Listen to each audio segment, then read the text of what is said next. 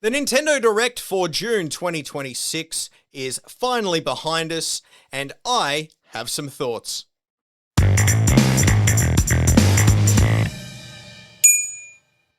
So there were roughly 45 games shown at the Nintendo Direct, and ultimately I always like to sort of grade these shows based on how many games you would actually part with cash to pick up.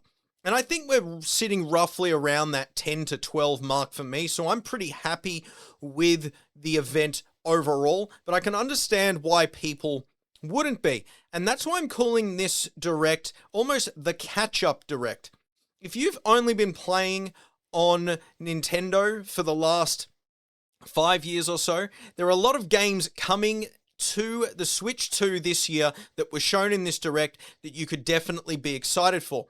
If you've been playing solely on a PlayStation 5 and you've picked up a Switch 2, there's probably a lot of games that were shown that you go, well, I've played Stellar Blade, I've played Dragon's Dogma 2, I've played Lies of P. But as someone who hasn't, I feel like this is a great Direct for me to be able to pick up a title and play it again because those have sort of passed me by. So let's go through some of the titles. We'll do this quickly because we don't want to be here all day. But Onimusha, Way of the Sword is coming out day and date with other systems. Capcom has been absolutely killing it on the Switch 2, and so I don't know if this is necessarily a day one purchase for me, but this is a game that I will definitely be picking up. The previously PS5 and PC exclusive Stellar Blade is coming to the Switch 2, and I actually am quite excited about this. I just never purchased it when it came out initially. There was always another game at the time that I was interested in playing, and while that might happen when it releases in the next few months, this is the best opportunity for me personally to play this game, and it's now on a system that I'm really enjoying playing on. So, very excited to see this come across, and with Stellar Blade 2 getting announced over the weekend as well, this is the perfect point for me to pick up and play this adventure. Orbitals is coming on the 3rd of September. This is an absolute day one purchase for me. I'll be playing this with the fiance.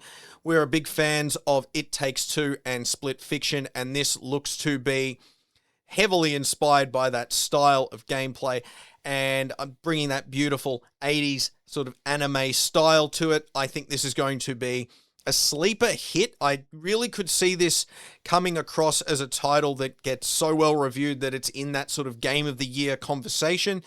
We'll see what actually happens when the game releases in September, but I'm very excited for it. Rayman Legends Retold. Ultimately, it's going to come down to what's being released around it. I think next week I'll probably do a video just planning out the remainder of my 2026, but Rayman Legends is looking solid. There's a few new details coming to this game. It's not just a beautified Rayman Legends, there's extra modes and levels as well, so I'm interested to see more. It's being released at a great price point as well, so it's just going to come down to whether I pick it up at launch or later down the line. Big Walk, which is developed by the Untitled Goose Game Studio, looks very good. I sort of want to wait a little bit for reviews before potentially picking this one up, but I'm definitely intrigued by it. The Pocopia expansion pass, if you've seen my top 25 Switch 2 games, that was listed as my number one game on the Nintendo Switch 2, so I'm excited to see more content come across. We're going to get 2 new areas by the end of 2027, which is very interesting. I wouldn't even be surprised if a second expansion pass gets announced for 2028 and beyond, especially if this one sells well. Pocopia looks to be going from strength to strength and getting to experience the underwater area of Kanto. I think I'm very intrigued and I'm excited to see it. Whether I play it when it initially releases in August will come down to what else is being released during that time frame. The DK Challenge that was announced is very interesting. It's only around for a limited time until the 1st of September, so definitely, if you're interested, go ahead and play it while you can. I would potentially play this for an hour or two. It's sort of heavily inspired by that Nintendo World Championships game that was released a few years ago. Definitely interested. Whether or not I play it is another story. The Vampire Survivors JJK game, definitely an interesting spin on that formula. I definitely enjoyed the Vampire Crawlers game that came out a few months ago. This looks to be a play it for about 15 minutes. There are 20 people playing at once, and the top 2 face off. So it's going to be more of that sort of live service style game. Definitely interested in it. There's also a Warhammer Survivors game coming later this year as well. So there looks to be a lot coming from this franchise as well. So expect more of these games to come in future years. Lies of P and Devil May Cry 5. These are games that I've always just wanted to play, but never really parted with cash to pick it up on PlayStation 5. I played the first probably half an hour to an hour on Xbox Game Pass of Lies of P a few years ago, and my subscription expired, and I thought, oh, I'll get to it, and just haven't. So this is the perfect opportunity for me to play this game. Both of them look very good. Devil May Cry 5 coming in just a few weeks. Lies of P, 2nd of October. That's a very interesting release time for it. A lot coming around, so I might not play Lies of P this year, but it is one that's definitely on my radar for the next sort of year to play. Then we got a lot of Xenoblade, with Xenoblade Chronicles 1, 2, and 3 joining X with a Switch 2 edition. The first is out today. I believe the second end of July, and Xenoblade Chronicles 3 coming in December. I have not played a Xenoblade game, so I'm unsure whether the 4 Switch 2 editions that are there now, if you include X, are the perfect starting point, or whether I should wait for Xenoblade Genesis, which is coming next year. And this game looks absolutely gorgeous. Looks to be the start of a new trilogy, so I would expect Xenoblade Genesis 2 to probably, we're looking at this rate like 2030, 2031, 2032. But the game looks absolutely gorgeous, so potentially that's my starting off point for the franchise. Sometimes games just slip through your fingers, especially when so many are getting released, and this one looks really quite special. We got Switch Sports Resort coming out the 22nd of October, and this game looks pretty good. I'm surprised by the price point. It's launching at the same price as Splatoon Raiders and Star Fox, so I think they're just hoping that a lot of people love the Switch Sports sort of franchise, that they're willing to part with that level of money for the game. I most likely will as well, to be honest. It'll be great to go and see Woohoo Island again. We got tennis, we've got bowling and boxing and golf. Basically all of the games that were on that initial Wii Sports title, but a whole lot of new ones as well. Almost this wave race style game as well, which I'm excited to play. So I think this one's going to be a lot of fun. I just don't know whether it's a game that's going to get 10 plus hours out of me, or it'll be one that I sort of play for a weekend and put down and sort of not return to. We got another look at Star Fox and Splatoon Raiders coming out in the next sort of 7-8 weeks. We're getting a Splatoon Raiders Direct June 30th as well. Both these games look great. Both day one purchases for me. Splatoon Raiders, I do feel like we need to see more from it. Like, is this glorified DLC or is this a full-on game? And I think that Direct is going to do a hell of a lot for it. But the game looks quite good. So it'll just come down to that Direct now as to whether or not this is going to have a large number of purchases day one. But I think it's looking quite solid, especially when you consider at this stage there is no August game from Nintendo.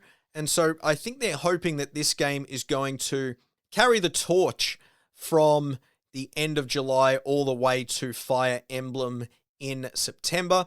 I also wouldn't be surprised if the rumored Pikmin 4 Switch 2 edition is now going to release in August and will sort of be shadow dropped. The Duskbloods was shown as well. This was a disappointing showing in my opinion. I'm excited at least that we'll be able to play the game probably in the next couple of months for a weekend, which I think is required because a lot of Nintendo gamers haven't been introduced to Souls-like games on these systems. But the game looks gorgeous, no questions about that. It's just a question of when the game is coming out now. There's not a lot of wiggle room when you look at release schedules. I do think it will come out this year, but I also at the same time would not be surprised if it gets pushed back to sort of that February time slot for next year.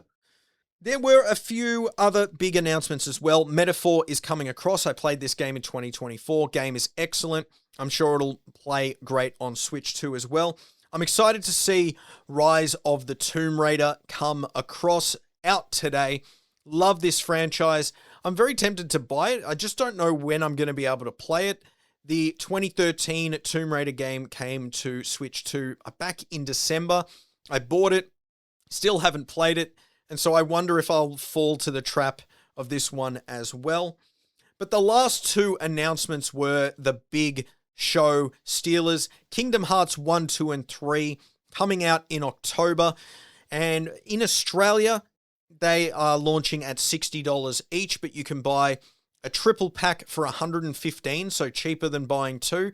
So potentially someone like me who has not played the franchise in any way, shape, or form, maybe this is the perfect jumping off point. So I'm undecided at this stage if I just pick up one of the titles or just go ahead and buy all three. The big surprise was Kingdom Hearts 4 is coming day and date when it launches on Nintendo Switch 2. We got to have a little look at the game, but no release date at this stage. I wouldn't be surprised if it's late 2027, but we'll just have to wait and see. And then the big closer, there were leaks and rumors and all of that good stuff. Ocarina of Time is coming out this year. We only got a short look at the game, but it looks absolutely gorgeous. I really wasn't expecting it to be shown in depth at this showcase. I was more expecting it to turn up at the September Direct, getting a long look at it, also getting a sort of look at a trailer of the movie coming out next year, sort of highlighting the 40th anniversary. Having said that, though, I really was expecting just an HDified Ocarina of Time. I really wasn't expecting this to be a full from the ground up remake, and that is what it looks like it's going to be. I think this is the first game that really could be challenging Pocopia as the best game on the system, potentially Duskbloods if it lives up to From Software's reputation. But this Ocarina of Time game is number one on my radar right now. I expect that this is going to launch in November. This will be the big November game.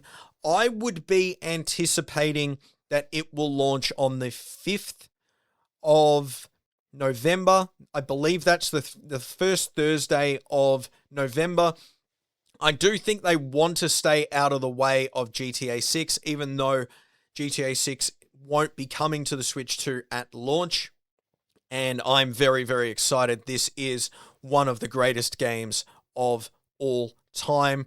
And if they're remaking it sort of for the 2026 audience, I think we definitely have ourselves a Game of the Year contender with it. But we'll just have to wait and see. So there you have it. Those are my thoughts. Let me know what you think. I ultimately thought this was probably an 8 out of 10 Direct, but I can understand why people thought it was worse. But it ultimately comes down to whether or not these third parties, like a Stellar Blade, like a Metaphor, like Devil May Cry 5, if you've played them before, you're going to be less enthused. But if you haven't, this is now the perfect time to play them, handheld or docked on your TV. My name is Dazza. Thank you very much for watching. Have yourself a fantastic day. I'll see you later.